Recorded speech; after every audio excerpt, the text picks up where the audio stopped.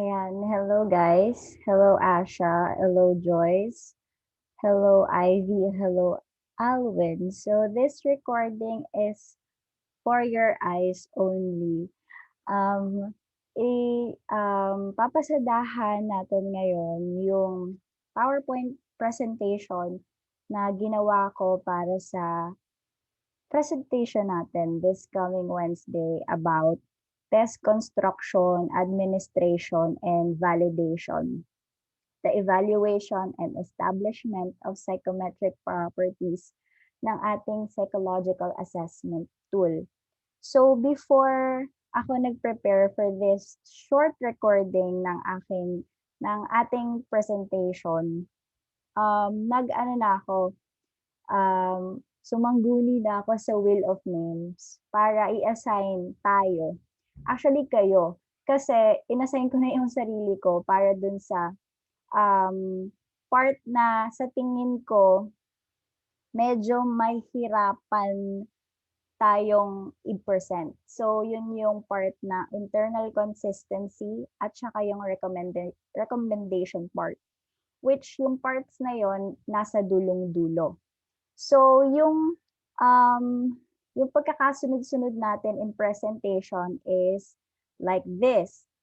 Asha Benz, Joyce, Ivy, and Alwyn. So, meron kasing parang hinati ko siya into 5 sections since 5 members tayo. And kayong apat yung parang randomly pinili ng wheel kanina na pagkakasunod-sunod. So, ang unang magpe-present sa atin sa Wednesday is Asha, and I hope Asha is available on Wednesday.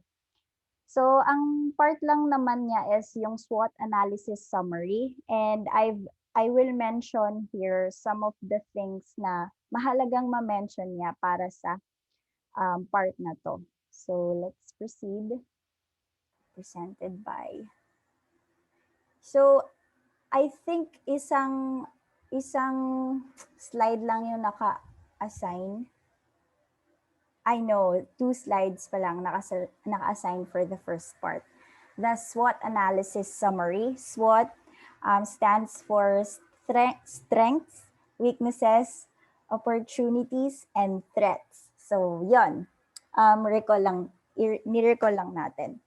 So, for the SWOT analysis summary, mahalagang i-mention ni Asha yung common threat and common weakness na na-observe natin dun sa, take note hindi lang sa SWOT analysis ng communities natin, but SWOT analysis ng communities in general, yung buong section natin. So, ito yung napansin natin.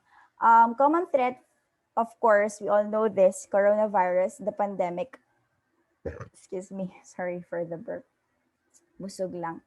And the common weakness is yung uncooperativeness ng people and communities. So, doon natin dinerive yung idea natin kung ano yung dapat nating i-measure na constructs.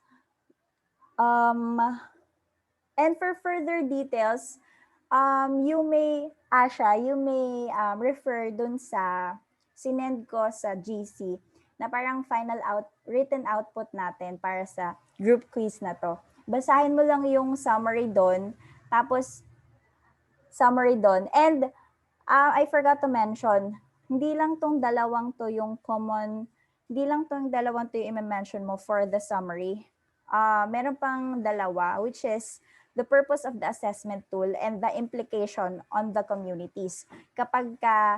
Kumbaga parang na-implement na natin to sa communities, yung psychological assessment tool na to, kung ano yung magiging implication niya. And yung dalawang to, yung purpose of the assessment tool and implication on the communities, nasa summary ito. Nandun to sa written output. So, you may want to check that out para meron kang masabi for this important things na kailangan mong ma-mention. Ayan. So, eto rin, bukod doon sa sinabi ko kanina, yung constructs or yung concepts to be measured ng ating grupo, which are 2. The complacent attitude on health and safety protocols. and the level of pandemic fatigue. So, naka-mention dyan yung title ng test natin.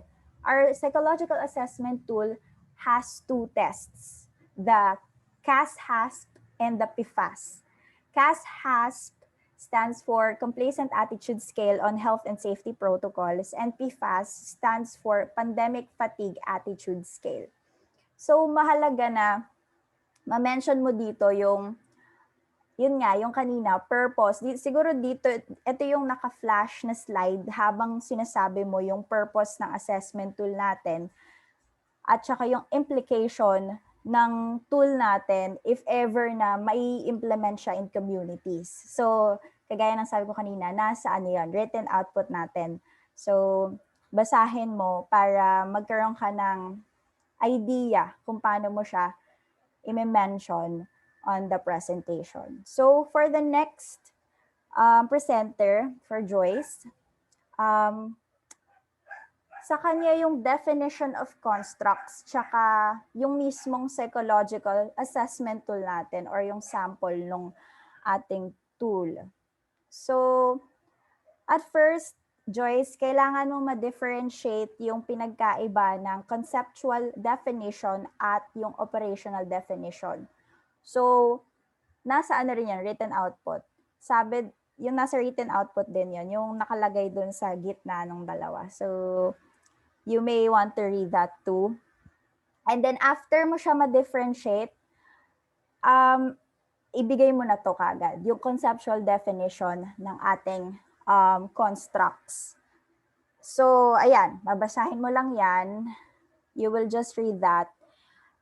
And then, susundan yan, syempre, ng operational definition ng constructs natin, which is for this slide.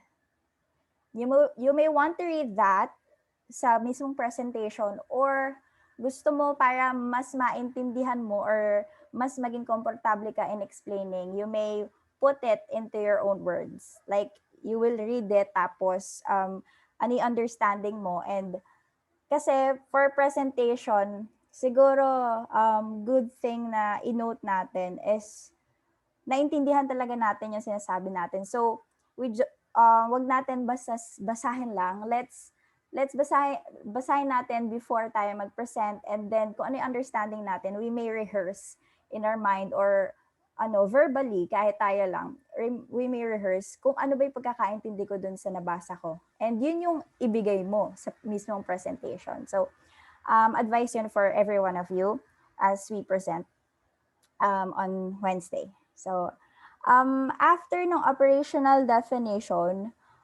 dadako ka na, Joyce, sa psychological assessment tool. You will mention na ang ginamit nating test format is the Likert scale. Ranging from strongly disagree to strongly agree.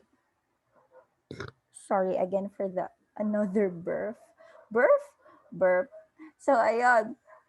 May mention mo kung ano ba yung Likert scale, bakit siya appropriate for our tool. Appropriate siya because it is an attitude scale na kailangan makuha natin yung level, ay hindi pala. Makuha natin yung, ang tawag dito, level of agreement ng respondent natin regarding dun sa statement na nakapresent dun sa psychological assessment tool.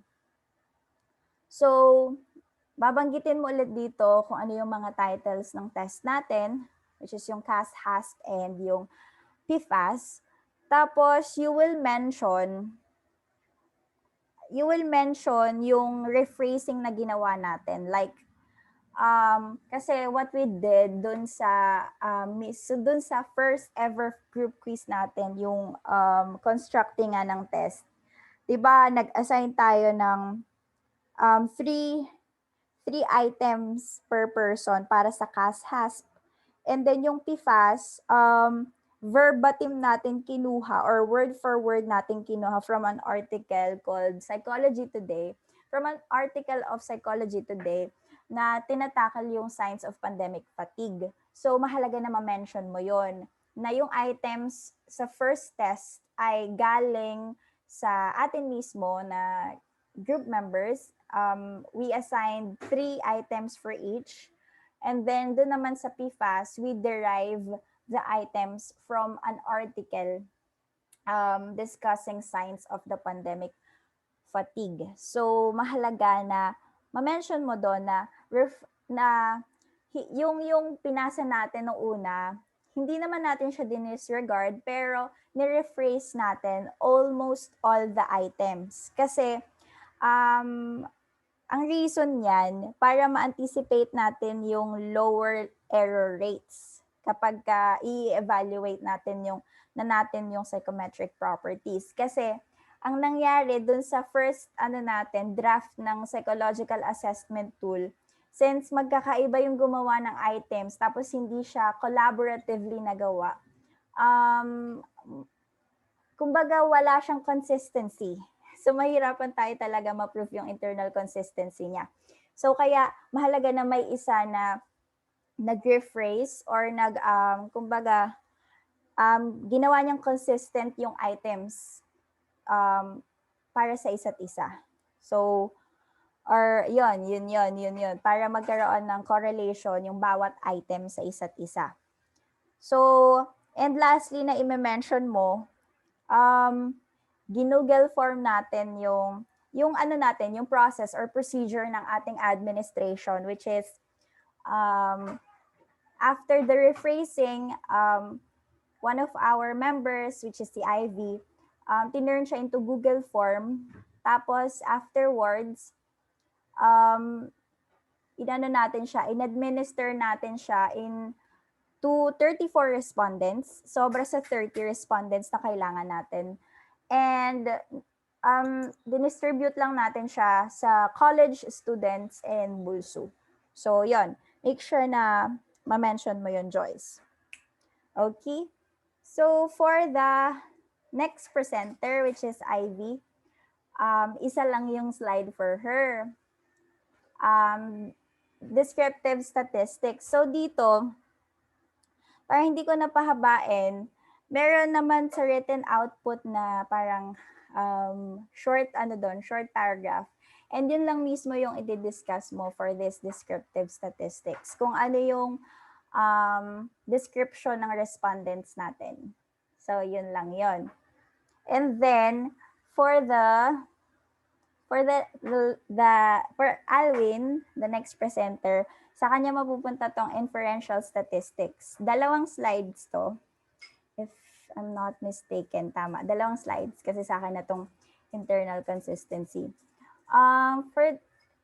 For alwyne, inferential statistics, ang in-apply natin yung linear correlation tsaka linear regression dun sa statistics na nakuha natin from our respondents. And lumabas na, yun nga, significantly positively correlated ang ating 2 constructs, which are level of pandemic fatigue tsaka yung complacency or complacent attitude towards health and safety protocols.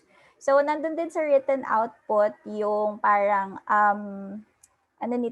yung description for this, So, basahin mo na lang and then as you understand it, yun yung i-rehearse mo na sasabihin mo verbally for the presentation.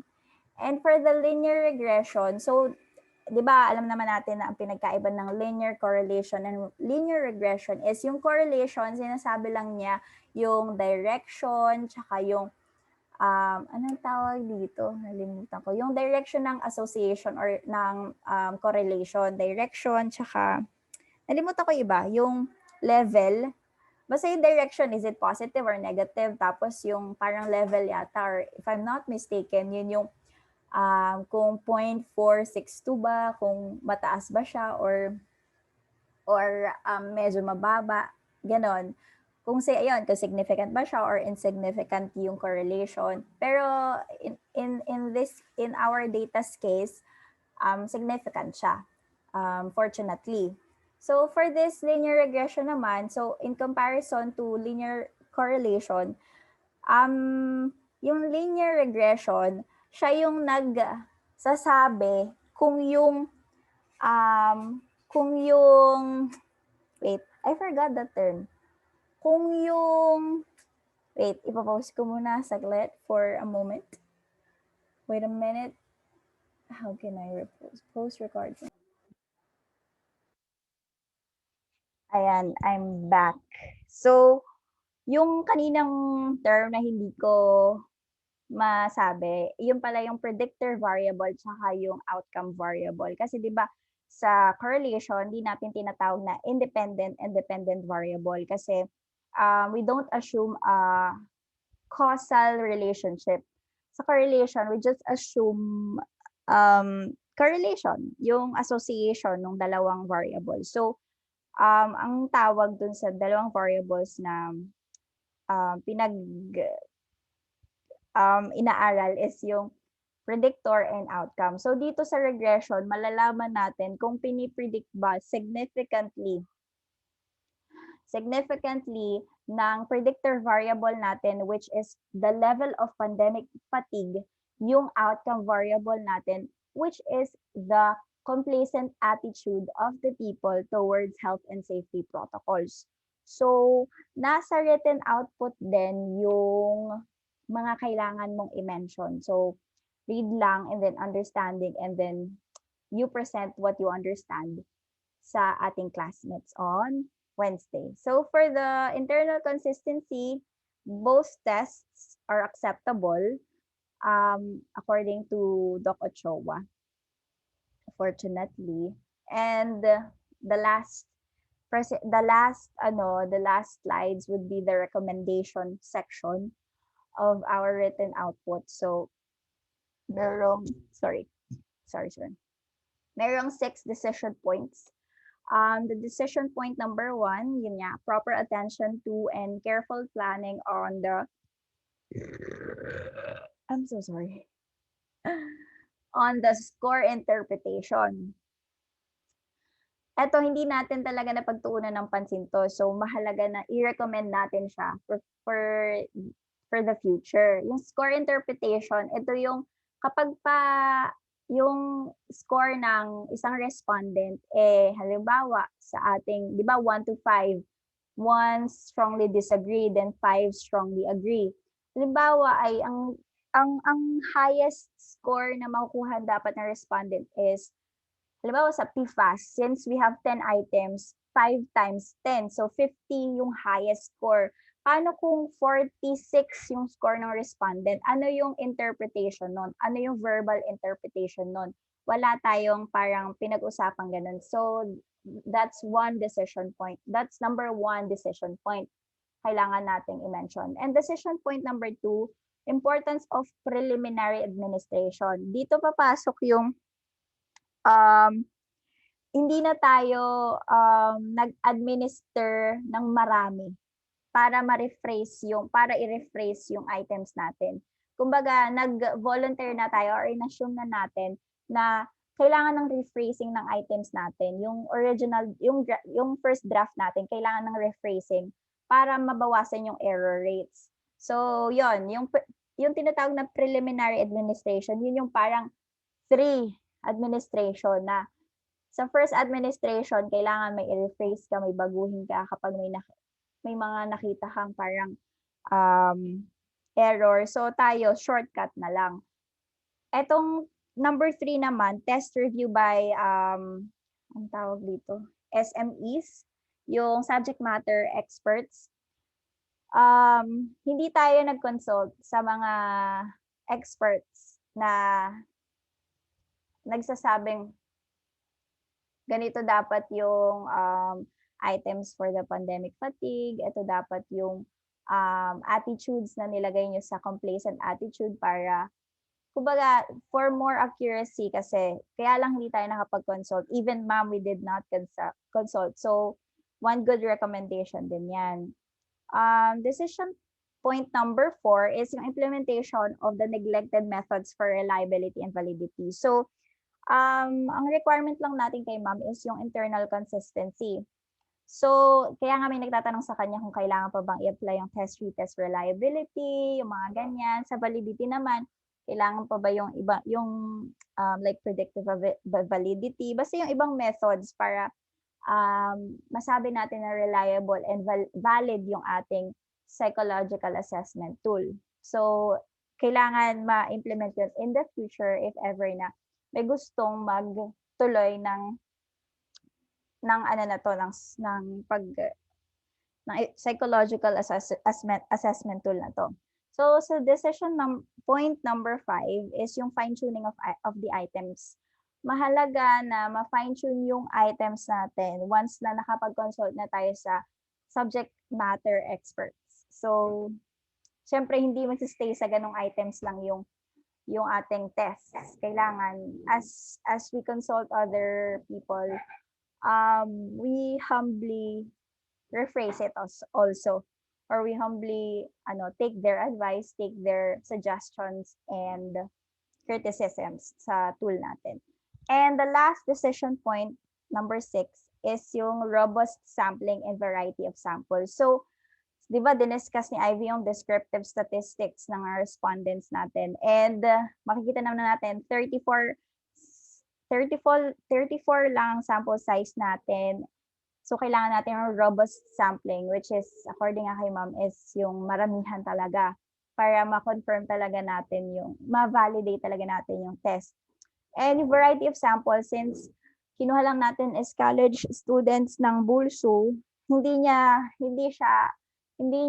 ma-prove yung external validity or the generalizability nung ating tool. Okay, gets. So that's it for our presentation. Thank you for listening. Keep being awesome.